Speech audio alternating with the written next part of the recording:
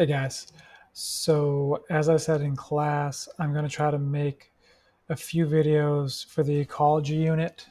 And it's been a minute since I've made any videos, so I'm a little rusty, so bear with me. But the topic of this video is simply how to calculate growth rates. Right? And so first and foremost, we have to understand the concept of carrying capacity. So within any given ecosystem, there is a limited number of resources and hence a limited number of organisms that can live in that ecosystem. Right? And every population has its own carrying capacity within an ecosystem based on whatever niche resources it needs. Okay? And so looking at my population growth chart here, right? If you introduce a new species into an ecosystem, and the resources necessary to sustain that species are available, right, that population will grow in accordance with a logistic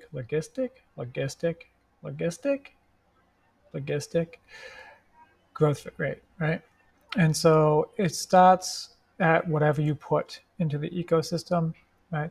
And then they start reproducing. So the initial build is kind of slow because there's not that many of them, right? But then the more of them that I have, the more quickly they reproduce. So it shoots up kind of exponentially here, right? And then I hit the area where I don't have enough resources for them to continue growing in population size. And so I've hit carrying capacity.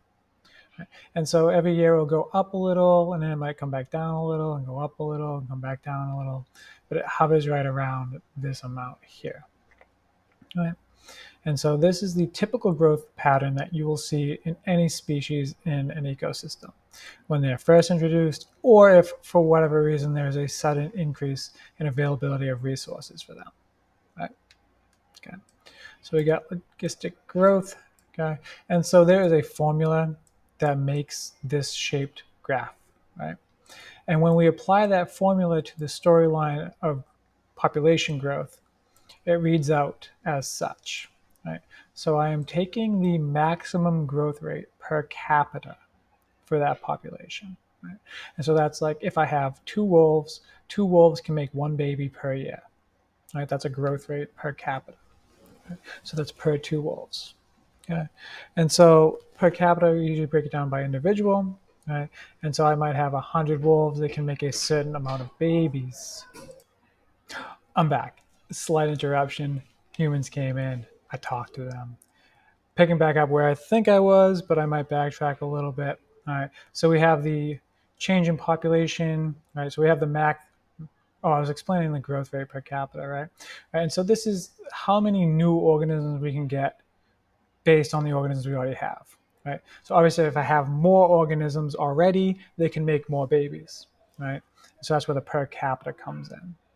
Okay?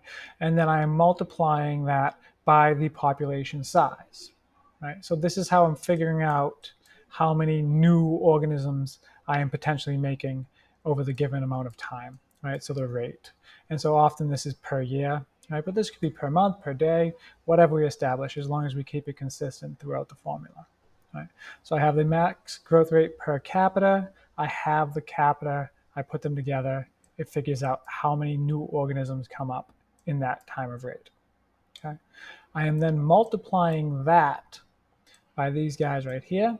Right? So I take the carrying capacity, I subtract the current population, right? And then I divide that number by the carrying capacity. What this part of the formula is doing is evaluating how close we are to carrying capacity. Right? And so the further we are away from carrying capacity, the quicker we're growing. Right? As we pull up onto carrying capacity, our growth rate slows and we effectively stop growing our population. Right? So we have two parts to this formula. We have the part that's figuring out effectively how many new organisms we're getting within the time frame, and then we are figuring out how close we are to our maximum amount of organisms that we could possibly hold. Right? And those two things combined give us our overall growth rate. Now, this rate right here, the growth rate per capita, is something you need to be given. Okay? the number of population you'll probably be given via graph. Right? More often than not, you just have a graph and you have to figure out using a graph what your current population is at any given year. And the carrying capacity, likewise, you're going to figure out using the graph based on wherever it levels off. Right? And so if this said 150 for population size right here, and it levels off around 150, your carrying capacity would be 150. Okay? So you plug those numbers in, you get your growth rate per whatever rate you've used, and then you just apply that to the current population, right? So if I use this math, and it gives me -7, okay? If I had 158 organisms in 2016, and I have -7 per year at that rate, in 2017, I should have, I forget what numbers I used, to be honest, 7 less than whatever I just said, okay? Cool.